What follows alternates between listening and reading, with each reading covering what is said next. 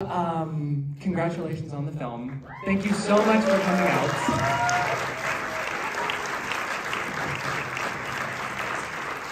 It's an honor to be here with y'all. I have seen the film a couple times now, over a few months, and so I've been looking forward to this. So to kick this off, I would love it if y'all could just go down the line, introduce yourselves to our audience, and then we'll dig in. Todd, we'll start with you. Oh, great. Hi, thank you all so much for coming tonight. I'm Todd Flaherty, I'm the writer-director, and I played Judy tonight. Hi, my name's Wyatt Fenner. I played Chrissy. My name is James Tyson. I play Samoa. I'm Joey Taranto. I play Marcus. Thank you all so much for coming out. None of y'all are LA local, right? No, so you made the long trip. No. Oh, okay, so you used to be. But thank you for coming out from New York. Thank you for having us. It's our pleasure. To kick it off, Todd, I want to follow up on your introduction a little bit. Now, I know a little bit about the production history, but I want you to tell the story. So you had 3 crew members. It took a minute to make this film with a very small budget. So how the hell did you pull this off? It's gorgeous. Thank you. What kept you going? Well, I think as most people in here who are writers or filmmakers or actors know, sometimes you just have a story in your heart that you have to get it out there. I was very lucky. The 3-person crew was myself as the director, my brother who was the cinematographer, and every other job that you can imagine on set. And then his beautiful wife, Isabella Rosso, who was our sound mixer on set. And somehow, and Wyatt, who showed up every day that he wasn't called to set to like slate us in or like, you know, do and everything and anything.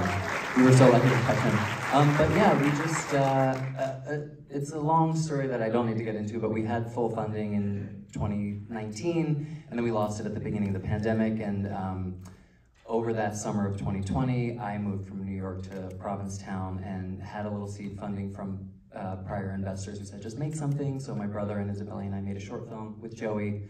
And then by that fall, we said, let's just go forward. Let's make Chrissy Judy. Let's figure out how to do it. And we just asked a billion favors. And we carved out a chunk of time in June last year, shot everything prior to Provincetown in 10 days in New York, Philly, Fire Island, and New Jersey. And then we went up to Provincetown for 6 days in August and shot the rest of it, yeah. That's how you make an independent film. What's that? So that's how you make a good independent film. Yeah, exactly. That type of dedication. One thing I just have to get out of the way, because it's the element of the film that I just love the very most. It's that it's shot in striking black and white. There's all these lovely jazz standards. So clearly you have an affinity for an era gone by. And yes. At the same time, though, you know, whether it's the passive-aggressive Venmo requests or all the vaping, like it feels so firmly rooted in this moment. So tell me about achieving that balance. Like, what was it that play between the old and the new that was interesting to you?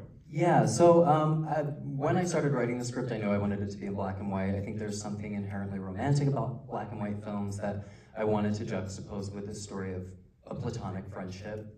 And then I think that there is something timeless about black and white films that I wanted to capture in this timeless story of friendship.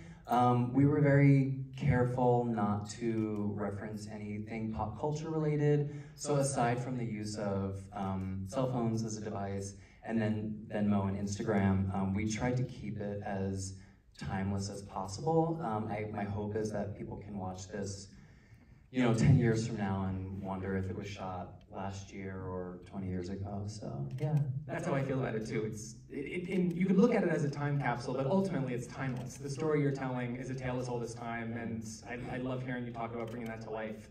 I guess I just wanted to follow that up with the central relationship here, so between Judy and Chrissy. As a writer, you know, what was it that was so compelling to you about that type of gay-male friendship, bordering on codependence?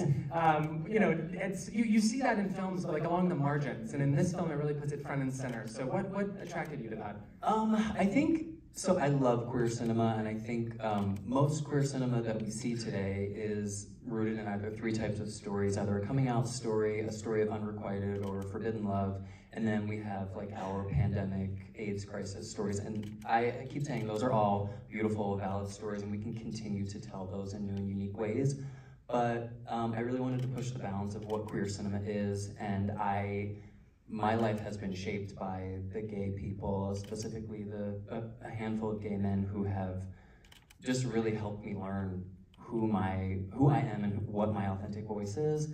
And I had never really seen that captured on film, and I wanted to show the beauty of it and the messiness of it, and yeah, I hope we were successful in doing that. Absolutely. Please, absolutely.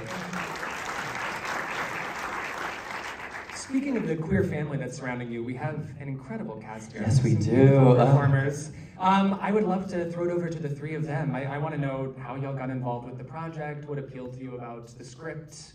How are you three all on this stage with us now? Well, Joey, I think you should go first. Well, Todd and I took an acting class, an on-camera class together in 2013. And when we met, we were like, do I like you? I don't know. And then we became fast and furious friends, and Todd is one of those people that's like, I have an idea and I'm gonna find a way to make it happen, and I've been lucky enough to have Todd be like, I want you to be a part of this. And I mean, this is our second go round together, and Our third, dear. Oh, right. Yeah. Oh, yeah. Joey's played my love interest in all three things that I've written, and I truly could not stand to be with him for more than a day at a time. But I feel comfortable kissing him and like getting half naked with him, and yeah, so. That's great. That's how you get closer. You Exactly, gotta yeah. break those boundaries. Yeah, exactly. Yeah. Yes. And Wyatt, I mean, you're in the title. Tell us about becoming Chrissy. Todd and I workshopped a play together. Everything I've ever done in my career has been because I workshopped a play at some point. And Todd and I workshopped this beautiful play by David Parr 6 years ago? A long time ago, and we had an incredible time. And then I went to Provincetown for the first time ever, and my partner and I were driving to Stop and Shop, and I saw this cute little boy on his bike, and I was like, it was the beginning of the fall of the pandemic, and I was like, oh my God, is that Todd? So I messaged him, I said, are you in P-Town? He said, yeah. We reconnected, and I think like 6 months later, he asked me to do a reading of his screenplay, and I did, and then he asked me to play Chrissy. It was a no-brainer, yeah. We were so lucky. And then James, you come in and steal the show for a minute. So I love it when you're like, well, my parents own the building, but everything else. That was so tell us about becoming Samoa. How did you get involved with the project? Okay, my parents don't own a single fucking building. I don't care about that. We're in LA, y'all won't. I'm from Bakersfield. Y'all know I don't own shit. Yeah, I'm glad you made it down. Yeah, I don't live in Bakersfield. Jesus, I live in New York. No, what's funny is actually, Todd and I went to college together, and we're both in our mid-30s. I won't say which end, but we weren't really. I think we were both like feral 18-year-olds, and we weren't really friends. But like in our mid-20s, late 20s, we started to like piece together like, oh, we're both human. And then he had this script, and you like invited me to some readings, and you asked me to read this role, and then it was just kind of always mine from there on out. Yeah, I actually always wrote it with James in mind. Just no one else could handle it. It feels right for them, I was going to say. Okay, this is your role. I want to follow up a little bit on the Chrissy Judy central relationship. You can just feel the years of history there. You two have such incredible chemistry. And I have to know how you achieved that. Was there extensive rehearsal, or do y'all just have it? But I'm watching two lifelong best friends on that screen, and especially hearing Wyatt's story. How did you make that happen? I think there really weren't any rehearsals. We did the reading, and then we talked a lot on the phone, because I was still in Provincetown and you were in New York. And we talked about their history, and we kind of assumed that they probably met like in Pearl's studio at an open call. We were like trying to get the summer stock job. Yeah, something like that. Oh, yeah. she's really something. got it.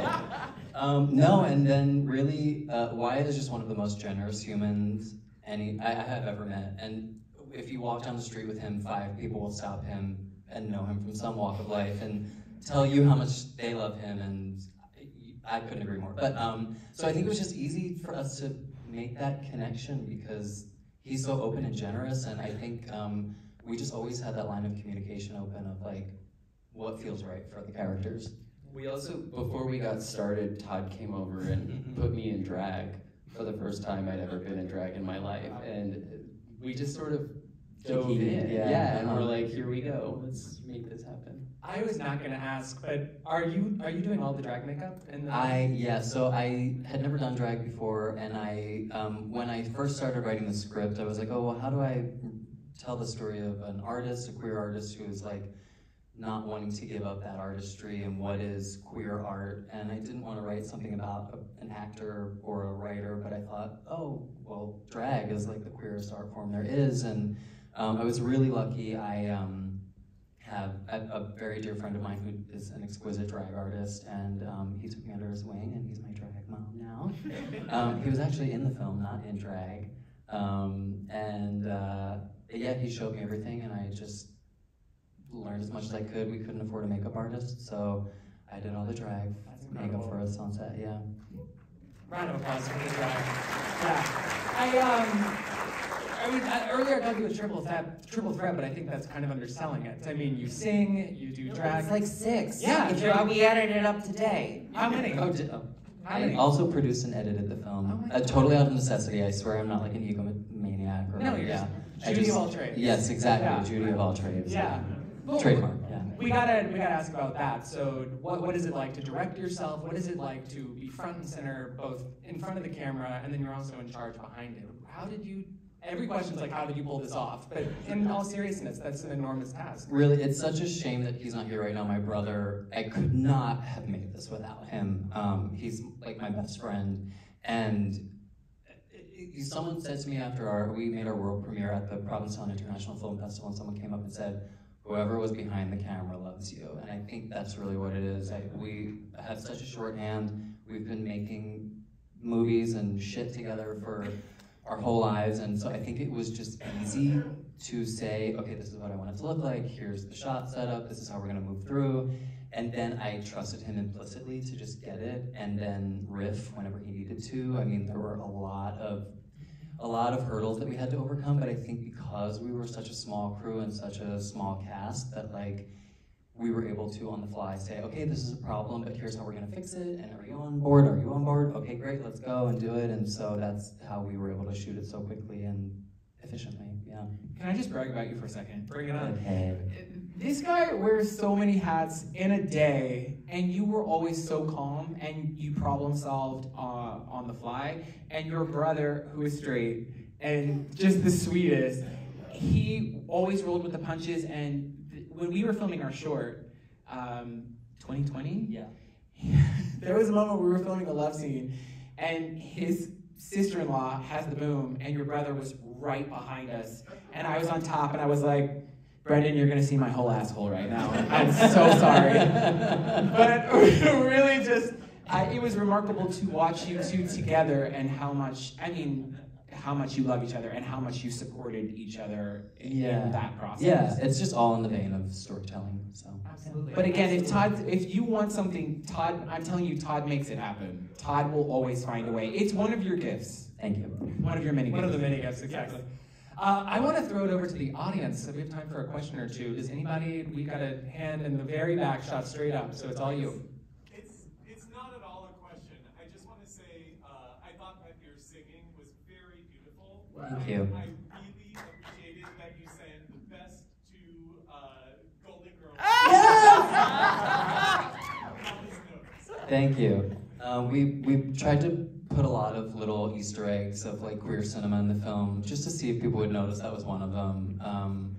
Just to shape like who these girls are and how they were, Can I actually say, the dramaturgy on this, I think, is really good. And I can say this because I didn't write it. Like, I really, every draft of it, I feel, and I especially love that the last song that you sing is the, which is it? Judy. What'll I do? Yes. Which is that famous, every queer in her knows, that famous duet that Judy and Barbara did No. of What'll I Do and Happy Days Are Here Again. No, that was Happy Days, and that was something else. But Judy did change me. Saying, We're all talking the same language out there. Yeah. Interrupted for no fucking reason. No, it's fine. But you were wrong, and we will shame you for it. But we love Judy and we love Barb. Any other questions from the audience? Right here in the middle. Yes, you. I'll riff off of that then. The sound recording was, and honestly, the sound throughout the entire film was so well done. So bravo to your sister-in-law. Yeah. It sounded amazing up here. But how early in that script then, if you always knew you wanted it to be black and white, how early did you know what songs you were going to select? And then what was that re-recording process like to make sure that they got there? It was a mess, but we had a lot of help, and so most of those songs were picked with the original draft of the script. My grandfather was a jazz pianist growing up, and my mom was an opera singer, so I had a lot of knowledge of these old standards growing up, and luckily a lot of them are in the public domain, so that was something that we needed in our favor. Our music supervisor, Crystal, is here. Hi! She was instrumental in helping us get all of this. And then the other songs, I went to her because I wanted to sing the Bette Midler version of a Bob Dylan song for the Showgirls moment. And she was like, yeah, you should reconsider that. I don't think you're ever gonna get the rights to a Bob Dylan song. So I very luckily stumbled upon this old Diana Ross song, and she was able to help us get the rights to it. And then re-recording was a little tricky just because, as many filmmakers in here know, you don't have the whole budget all at once. So it was really like, we filmed some things before we were able to get them in the recording studio, and then we weren't doing ADR. So I'm glad to hear you think the sound was good, because I was sitting in the back like, oh geez, oh God. But it came together, and we had a really excellent post-production sound mixer who sealed the whole thing up for us. I think we can do one more from the audience. I see a hand going like this in the back. Yes, that's you. Hi guys. I just wanted to say that the P-Town shops were amazing. I've been there a million times for Women's Week, and Yes. you made it look more beautiful than it actually is. I wanted to ask though, can we see your short that Cena's asshole? Oh yes, yeah, it's a great one. So the short is called Let's You can't just ask Joey. He will. Yes, Joey.